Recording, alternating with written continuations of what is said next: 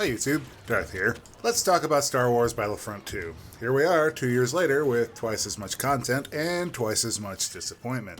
This year's biennial Star Wars release shows us pretty much what we can expect from the future. And that's one of these every 2 years for the next infinity, so long as the money is good.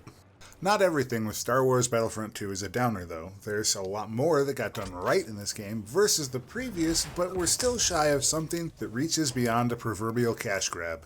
First, I'm going to address the elephant in the room, microtransactions. My impression of this game has very little to do with the deeply embedded microtransaction model, which was disabled a day or so after I purchased the game.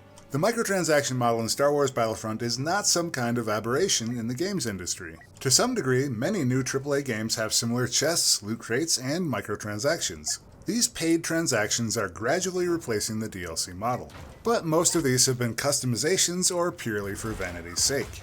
EA and DICE took the first step for AAA games by including non-vanity upgrades. And to be fair, many of these items really do have real in-game advantages. This kind of system would not be unheard of in freemium or free-to-play games, but here it feels a lot like double dipping.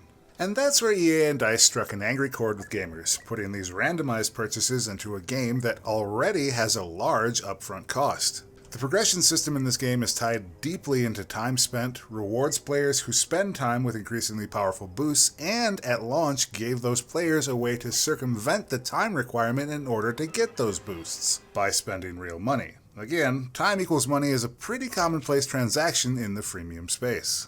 So what did I think of this loot crate nonsense? I honestly bought into the game because I was curious about what all the fury was about. I had played in the beta and really was not impressed with the gameplay at all. At that time, I had seen the crate and progression system and thought it was awfully rewarding of time played rather than skill. I could see how players who played for a long time were going to have an immediate advantage over newer players because they played more and not because they were better. For me, that was a good enough reason to not play the game. I probably would have left it there, but the outrage piqued my curiosity, so I had to learn more. Well, my problem with the progression system still existed, but it became really clear that the punitive nature of progression is not unintentional. The players who paid more were going to have a definitive advantage.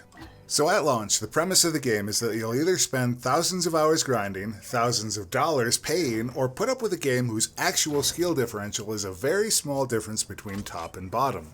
EA rightfully pulled the spend from their game when players expressed outrage. Losing to somebody who paid to get all purple star cards is a terrible experience. Unfortunately, I didn't have the chance to see what the spend differential really looks like before the plug was pulled. Suffice to say, it provided huge in-game advantages, as does the grind now. Well, I could probably talk about the microtransaction situation for an entire video, but I want to talk about Battlefront II more specifically. To put it bluntly, if you didn't like the original game, you're not going to like this one either. There's more content, but in general, a lot of the game's basic components and DNA are the same. Linear objectives, casual-friendly gunplay, and hero fantasy gameplay. On the plus side, we've improved over the original with a single-player campaign. It follows Imperial operative Iden Versio as she fights for the Empire and then shockingly switches sides when she discovers they're actually the baddies. The initial part of the campaign is quite a bit of fun, and I think the most I've enjoyed a Star Wars campaign since Jedi Outcast. There's some interesting sequences where they combine both the Starfighter aspect of the game and the shooter game pretty seamlessly. The early part of the campaign has a lot of these high moments. The campaign goes off the rails a bit when it starts jumping from iconic location to iconic location in the Star Wars franchise, seemingly for few reasons. Also, the campaign starts jumping perspective in a way that feels more at home in a Call of Duty campaign setting. You end up playing as a multitude of heroes from the franchise when I think a story that was more focused on Iden specifically would have been cleaner. In general, the hook of the first hour of gameplay is given up on entirely by the middle of the campaign and in a transition that is pretty jarring. Though there is a sequence with Lando Calrissian and a new character that is pretty much the best thing ever. And I can't help but be giddy anytime Billy D. Williams shows up to do voiceover work for Lando. I describe the campaign overall as fun, but with focus problems. Also, it is relatively short at 4 or so hours, but the strangest part is that it ends abruptly in a weird place with no conclusion or credits roll or really anything. As for the multiplayer, I feel like Battlefront 2 suffers from many of the same problems that Battlefront 1 did, except you're not going to hear a lot about it until players have spent some more time with the game. First, let's talk about what's better. I will say that the explosive spam of the first is gone. You're still going to die to hero explosives and elite troops, but it's not going to be all your deaths like Battlefront 1's launch was. So huzzah for not dying to that particular brand of garbage. Additionally, they've gotten rid of the random battle pickup system and it's been replaced with a battle points system, where the more score you earn during gameplay, the more advanced soldiers and heroes you can unlock, in theory. And in theory, that might sound great. In practice, it ends up being a mess as most heroes and unlocks are limited to one active at a time only. You end up sitting on a wealth of points that you really can't do anything with, particularly if you're not dead when they're available. It also has other problems, but I'd prefer to make a whole video dedicated to discussing battle points, particularly since I think it might show up in future EA games as it has been championed by some in the Game Changers program. But where I believe Battlefront suffers the most is in the repetitiveness of its core gameplay. DICE learned nothing from Battlefield 1, and all the Galactic Assault maps are incredibly linear. Each objective feeds to the next in roughly straight lines broken up by choke points.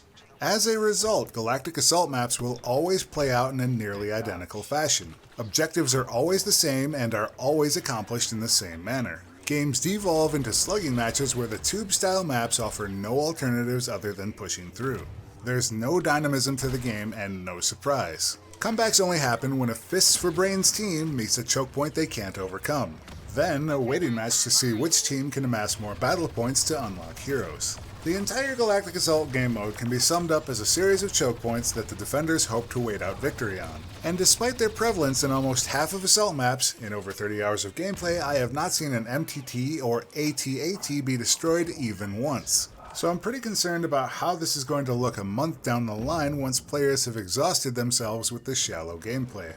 Starfighter Assault isn't much better. I love flying, I nearly did it exclusively in Battlefield 1, but I've really come to hate this game mode. I think players that don't care about the depth of combat will find this enjoyable enough. There's a lot of AIs flying around to make you feel better about scoring victories. Time to kill is very fast, all dogfights proceed in an identical fashion, dog piles always win, where to shoot is fed to players, and star cards have a very big role to play in success.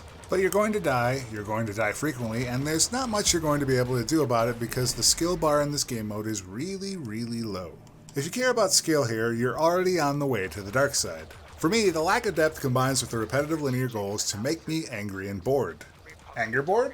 Heroes and Villains probably has a lot more life in it, as team positioning, tactics, and choices actually matter in this mode. It's probably the closest Battlefront is going to get to an actual competitive mode where the teams have similar choices, limited assets, and choose how the game plays out. It's far less victimized by the repetitiveness of the two previous game modes. But it is still going to require star cards and unlocks that are based on time and not necessarily skill. There's another downside as well. If you haven't done the grind time to unlock heroes, you're pretty much stuck with whatever you start with in this game mode. Which is super frustrating because if you've got a bad hero comp, you're screwed.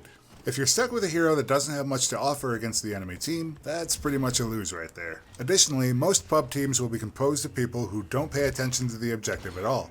I think this is more of a ding on random pub games, as I do appreciate that the game mode itself has changed to be more focused than heroes versus villains from the first game. Strike also holds some promise, though I seem to keep pulling the same map every time I played. A capture the flag style game, you're at the whim of how cooperative your team is feeling, which is kind of hard to organize in a game that has no voiceover. Seriously, how are we still missing this in a multiplayer game in 2017? No community features at launch is sort of the calling card of the last few DICE EA releases.